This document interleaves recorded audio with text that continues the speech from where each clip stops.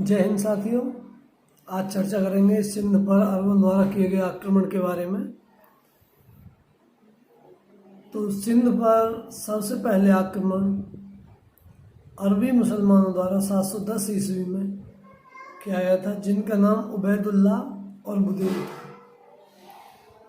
यह आक्रमण 710 ईस्वी में किया था और यह आक्रमण सिंध के राजा दाहिर ने पूरी तरह असफल कर दिया और इन्हें खदेड़ कर भगा दिया।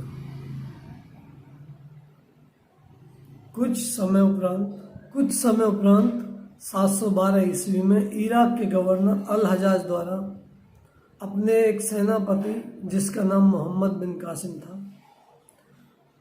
उसे सिंध पर आक्रमण के लिए भेजा गया। इस आक्रमण के कुछ राजनीतिक कारण थे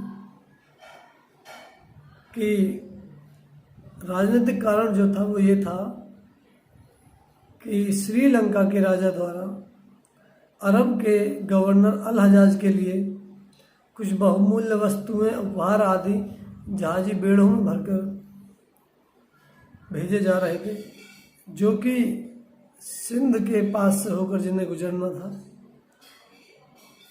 अब हुआ क्या, सिंध का जो देवल बंदरगाह था, जैसे ही जहाजी बेड़े वहाँ पहुँचे, समुद्री लुटेरों ने वहाँ पर उन्हें लूट लिया। अब जब जहाजी बेड़ों को लूट लिया गया था, इस बात का पता जब इराक के गवर्नर अल हजाज को चला तो उसे बहुत क्रोध आया और उसने इस बात को, जो कि सिंध का राजा दाहिर था, उससे कहा। उसने संदेश भेजा कि हमारा जो सामान आ रहा था उसको आपके देवल बंदरगाह पर लूट लिया है, उसे वापस दिलाने का कष्ट करें। तो राजा दाहिर ने कोई भी कार्रवाई करने से मना कर दिया और इस बात से वो रुष्ट हो गया और अल हजाज ने मोहम्मद बिन कासिम को सिंध पर आक्रमण करने और सिंध को लूटने का आदेश दिया।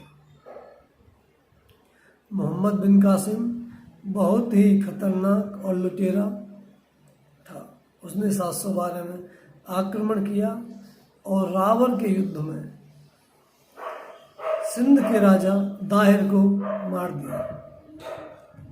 दाहिर की मृत्यु के बाद दाहिर की पत्नी रानी बाई ने जौहर कर लिया। जौहर का मतलब होता है कि चलती हुई आग में खुद को समर्पित कर देना। उसने अपने पतिव्रत धर्म का पालन करते हुए आग में जौहर कर लिया और उसके बाद मोहम्मद बिन कासिम ने सिंध की जो दो बेटी थी, राजा दाहिर की पुत्री, जिनका नाम था सूर्या देवी और परम देवी, उन दोनों को बंदी बनाकर अपने साथ ले गया। कुछ समय इन दोनों बेटियों को अपने साथ रखा और उसके बाद अरब के खलीफा वालिद को उन्हें सौंप दिया। उसे लगा कि इनको वालिद को देने से वालिद खुश होगा। अब जो भारत की जो दोनों, सिंध की जो दोनों बेटी थी, उन दोनों बेटियों ने षड्यंत्र रचा और षड्यंत्र रचकर जो खलीफा था बगदाद का, उसे बहुत सारी ऐसी बातें बताई जिससे कि मोहम्मद कासिम को लेकर उसके मन में क्रोध आ गया और क्रोध इतना आ गया कि उसने मोहम्मद कासिम को जान से मारने के आदेश दे दिए। उसने कहा अपने सैनिकों से कि सैनिकों जाओ और मोहम्मद बिन कासिम को भैंसे के चमड़े में बंद करके लेके आओ। सैनिक जाते हैं और उसे भैंसे के चमड़े में बंद करके जब लाते हैं तो उसकी दम घुटने से मृत्यु हो जाती है। अब जो सिंध में इसने जो काम किए, इसने क्या क्या किया सिंध वालों के साथ, उसके बारे में मैं चर्चा कर रहा हूँ।